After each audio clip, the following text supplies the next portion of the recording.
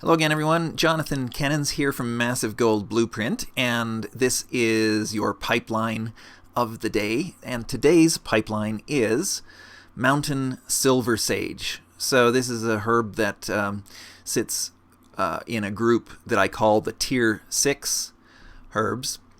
And the idea of these, first of all, Tier 6 just means these are the ones that are used by inscription at the Tier 6 making shimmering ink. So these are the herbs that you get at the highest level in the old world, pre-Burning Crusade. Now, before I get into the specifics of Mountain Silversage and the other Tier 6 herbs, let me recap just what the essentials of a pipeline are. So a pipeline being a regular routine you can run buying and selling in the auction house to make a lot of gold very predictably. And you just, once you establish a pipeline, keep doing it over and over again, and the gold keeps on pouring through the pipeline. So the essentials are you're looking for volatile pricing and extremes available. So extremes at the low end, extremes at the high end, so that you can make large profits with the item. None of this, looking for a little incremental profit and selling a whole lot of stuff. You want to get extremes so you can make a lot of gold without spending a lot of time. And then you want continuing demand so that it doesn't just evaporate and you're left with an inventory. But you also have to have an available supply at the low end, the extreme low pricing. Because if you can't buy any at that price, then you're not going to be able to get an inventory to make gold with. And you don't want too many competing sellers. Now, of course, that's going to scale with the amount of demand, the amount of stuff that moves for the particular item. You can afford to have a fair number of sellers if there's a lot moving, but if it's a very limited supply type of item, then you can't. So the Tier 6 herbs, as I call them, are almost always going to meet these criteria, which is what makes them such predictable, excellent gold earners on almost all servers. So these are the Tier 6 herbs: Mountain Silversage, Plaguebloom, Dreamfoil, Golden Sansam, and Icecap. I put Icecap in brackets just because it doesn't move in the same kind of volumes as the others. And so what makes Mountain Silversage such a good example? I've got to say, this is one of the first things I tell everyone in the Massive Gold Blueprint to focus on when they're just getting into looking for pipelines on their servers, because it's so predictably a winner on almost every server. But here, before I get into the specs on this pipeline and your target buy and sell and supply and demand numbers, let me just show you how this looks on a server. This is a server I've just started working on very recently.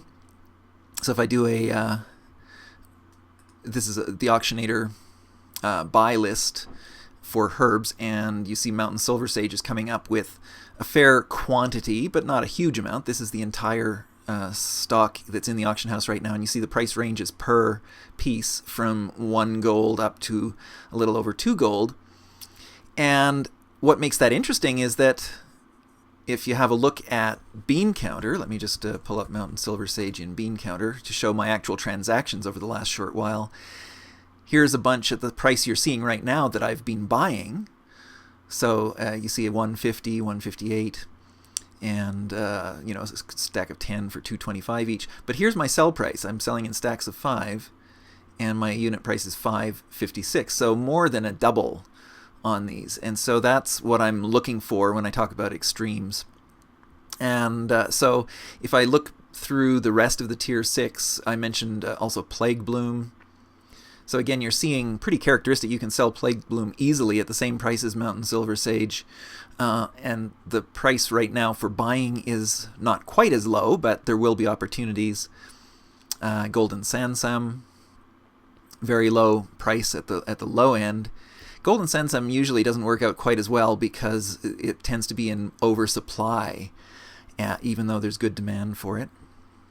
So that gives you an idea of how things look. So what my intention right now is simply to go back to Mountain Silversage and buy up a bunch of it, because I've only got a few left. So I'm just going to pretty much buy out the entire auction house, and that's going to amount to about 4, almost 5 stacks of Mountain Silversage, and then I'll parcel them out into stacks of 5 and sell them off for somewhere in that 5 to 6 gold range, where I've already established that I can sell them on this server. But, this is not unusual. This is really typical. If you look at your prices for all of these tier 6 herbs on your server over a period of a couple of weeks, you'll see the same characteristics. You will fairly often find them at the low end of the price scale, and other times you'll find them at the high end. So the target buy price, as I practice it, is going to be 1.5 gold. Anytime it's 1.5 gold or 1.5 gold or less, I'll buy. Anytime I can sell it for 5 gold, I'll sell. Now, the thing is, you don't actually have to wait, unlike so many pipelines where the demand is fairly limited and slow, the item is slow moving. You know that a fair amount of Mountain Silversage and all of the other herbs, for that matter, are going to sell each day.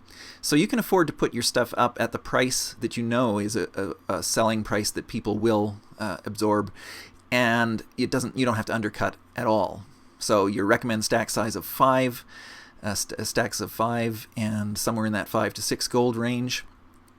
And so the sales volume on these is moderate, but you can pretty much count on 10 to 15 stacks of 5 selling per day on most servers, and sometimes quite a bit more than that, especially on the weekends, for instance. And the supply and demand equation on this is that the supply is quite low, maybe tending towards medium, and the demand is high. And so that is a perfect situation. The reason the supply is low is because these are gathered in zones that people really don't play very much at this point in the game, because they're you only go through them as you're leveling up, and perhaps as you're leveling your gathering skill in herbs. But apart from that, really, you'd have to be going out and farming specifically for these, and not a lot of people do that. And the sales cycle, very interesting. It doesn't have weekly cycles or monthly cycles or periodic cycles at all. It's really kind of random, but you'll see that there are frequent highs and lows. And this is because the demand for the herbs coming from alchemists and inscription profession is very dependent on just who's making what at what time. But because you know that the demand is high, the supply is relatively low, there are definitely going to be very high highs, and you can afford to just put your price up above the competition if necessary, and count on your stuff selling more often than not. And yet you will get lows where people who don't really realize the value of the herbs they're gathering in the lower level zones come in and put up a ton of stuff at pretty low prices. And so that all amounts to pretty much a perfect and predictable pipeline on nearly every server. So go take a look at this, and also the rest of the tier 6 herbs, especially Plaguebloom and Dreamfoil. And I'm sure you're going to find some opportunities on your server as well. And I'll remind you that Pipeline of the Day I post daily on Twitter at twitter.com/secretwarcraft. That's my alter ego identity, Secret Warcraft. And you can also just search for Pipe OTD to find it.